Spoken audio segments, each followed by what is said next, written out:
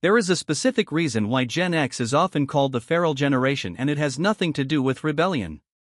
It has to do with a unique neurological wiring that comes from growing up in the last era of true unmonitored silence. If you are part of this generation, you possess a set of survival skills that modern psychology suggests are becoming extinct. You didn't just survive your childhood, you engineered it. And looking back, you realize that what today's parents might call neglect was actually the training ground for an elite form of mental toughness. The first psychological skill you developed is what I call the audio engineer focus. Modern kids have algorithms that serve them music. You had to hunt for it. You know the visceral stress of sitting in front of a boombox for 2 hours, finger hovering over the record button, waiting for your favorite song to cycle through the radio rotation. You had one nemesis, the DJ. You prayed he wouldn't talk over the intro because if he did, the take was ruined. This wasn't just a hobby. This was cognitive training in high-stakes patience. You became a mathematician of media. You had to calculate the exact minutes and seconds of every song to make them fit perfectly onto side A of a cassette tape without cutting off the ending.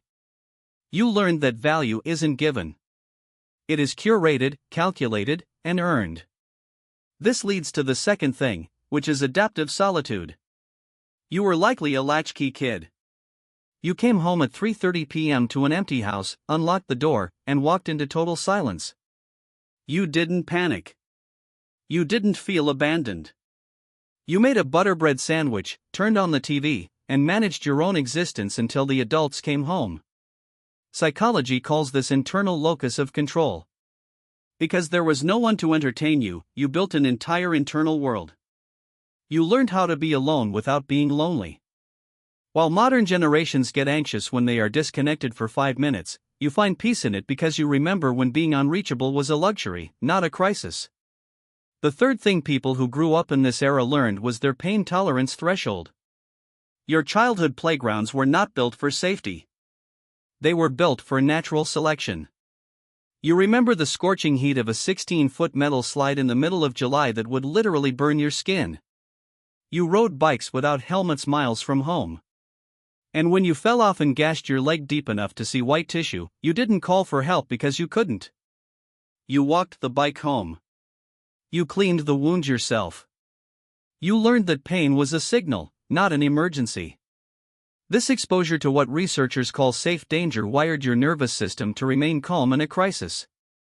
You don't spiral when things go wrong today because you know you can survive the fall. The fourth thing I loved about this generation is their analog social intelligence. Today, privacy is impossible, but you grew up in a world where privacy was physical.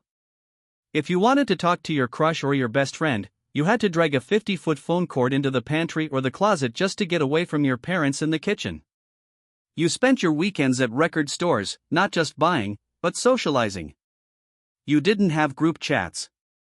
You had physical gathering spots. This taught you how to read body language, tone, and silence in a way that a text message can never convey. You built relationships that were ride or die because you actually had to ride your bike to their house to see if they were home. Finally, this all culminates in your defining characteristic, the buckle-up resilience. You grew up hearing "buckle up, buttercup" instead of "are you okay?" You lived in the shadow of the Cold War and the threat of nuclear winter.